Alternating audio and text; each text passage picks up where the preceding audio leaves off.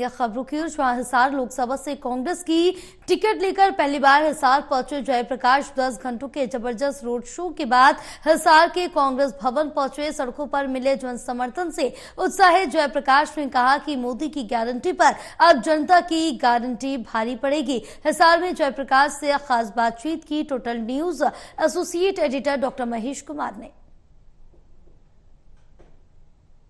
के बाद हिसार सीट पर पहली बार उम्मीदवार बनकर पहुंचे जयप्रकाश का जो स्वागत किया गया, उसके बाद से चेहरे तमाम कांग्रेसी कार्यकर्ताओं के खिले हुए हैं। नेताओं का जोश अब बढ़ता ही जा रहा है। जेपी इस वक्त हमारे साथ बने हुए हैं। मुझे ये बताइए कि दिल्ली में टिकट की रेस जीतने के बाद पहली बार आप हिसार का रुख कर रहे थे और जो स्वागत किया गया 10 घंटों का लंबा रोड शो, उसके बाद तमाम कांग्रेसी नेताओं के चेहरे इस वक्त खिले मुझे नजर आ रहे हैं।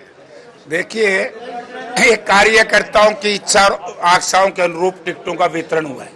आज कांग्रेस पार्टी का हरियाणा प्रदेश का हर कांग्रेस का कार्यकर्ता खुश है।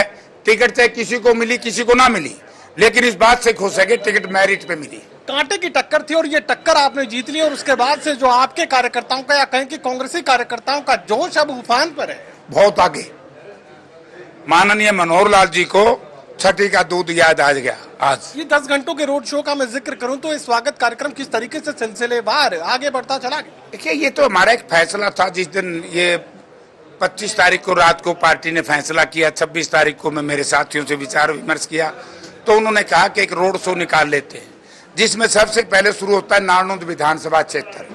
नारनौंद विधानसभा क्षेत्र के लोग आए, उसके बाद बुआनीखेड़ा के लोग आए, हमारे एक्स सीपीएस मंत्री रामकिशन फौजी जी उनके साथी आए। उसके बाद शुरू हो गया हाँसी का। हाँसी ने तो फिर जमाए गजब कर दिया, चाहे सोरठी थी, चाहे वो गढ़ी थी, और चाहे शहर था। मतलब मुझे बहुत खुशी इस बात की है कि जो मेरे मन में सोच थी कि शहरी लोग ऐसे कैसे बर्दाश्त कर लेंगे इन शरारती लोगों की सरकार को। लूट झूठ के ऊपर सरकार टिकी थी। भारतीय जनता पार्टी के लोग हमेशा ये बात कहते हैं कि कांग्रेस पार्टी को अगर हराना हो तो कांग्रेस पार्टी हरा सकती है, लेकिन इस बार तस्वीर बदली नजर आ रही है।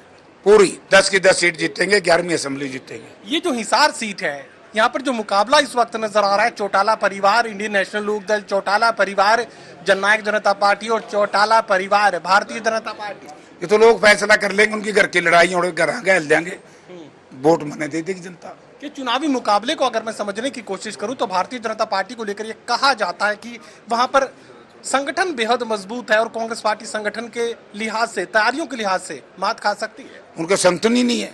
उनके पन्ना प्रमुख तो मेरे गया लागे, कांग्रेस ज्वाइन करके सारे पन्ना प्रमुख तो। अगर संगठन होता, रणजीत सिंह के उनके उम्मीदवार की बयान माटी होती, उनकी तो बहुत बुरी हालत है। उनका तो बस्ता ठाड़िया नहीं पाता कोई। ये आदमपुर से शुरुआत की बात आप कह रहे हैं, चुनावी आगाज जो है आदमपुर के इलाके से आप करेंगे। कौन से मुद्दे लेकर आदमपुर के बीच जा रहे हैं? हिसार लोकसभा में कौन से बड़े मुद्दे रहेंगे? बाई इलेक्शन में जो झूठ बोल करके इस सरकार ने वोट लिए हैं, वो मैं मुद्दे उठाऊंगा। मैं जाकर के पूछूंगा सड़कें बन गई भाई? बोले ना। बिजली के कनेक्शन लग गए? बोले ना। भाई रणजीत सिंह आओगा, उसने पूछ लियो। बस ये चुनावी मुकाबले में भारतीय जनता पार्टी जो कहा जाता है कि अब की बार 400 पार, और हिसार और हरियाणा को लेकर तो ये कह दिया कि 10 की 10, कोई विकल्प नहीं है और कोई दूसरा रास्ता कांग्रेस पार्टी के पास नहीं है।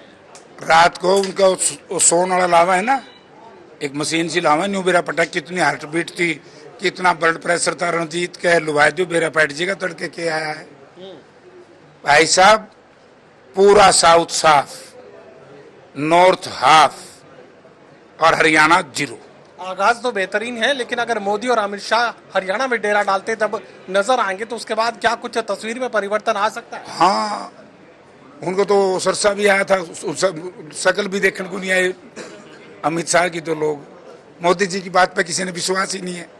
मोदी जी ने तो जनता के सामने बड़े झूठे वायदे किए। मोदी जी के 15 लाख रुपये कहाँ है? जो किसान की आय डबल करनी थी कहाँ है? 2 करोड़ सालाना रोजगार देना था कहाँ है? भाई एक चीज है, 5वें स्थान पे दुनिया में हिंदुस्तान का नाम कर देंगे। आज तो हिंदुस्तान का नाम आर्थिक दृष्टि से हम बहुत पिछड़ चुके हैं। नॉमिनेशन को लेकर क्या कुछ आगे का जो कार्यक्रम है वो तय किया गया? किस तरीके से दिग्गज नेता अब आपके चुनावी प्रचार के लिए पहुंचने वाले हैं? वो तो देखो हमारी एक इलेक्शन कमेटी है, वो फैसला करेगी और मोटा मोटी 6 तारीख को हम पर्चा दाखिल करेंगे। 10 घंटों के रोड शो के बाद कांग्रेस पार्टी के तमाम नेताओं के कार्यकर्ताओं के चेहरे इस वक्त तक खिले हुए नजर आ रहे हैं। काफी ज्यादा जोश में इस वक्त तक खुद जेपी नजर आ रहे हैं और साफ कह रहे हैं कि किसी भी तरह की चुनावी अग्नि परीक्षा में उन्हें कोई परेशानी नहीं होने वाली। सहयोगी कमल के साथ doctor Mahesh Kumar, total news, Hisar.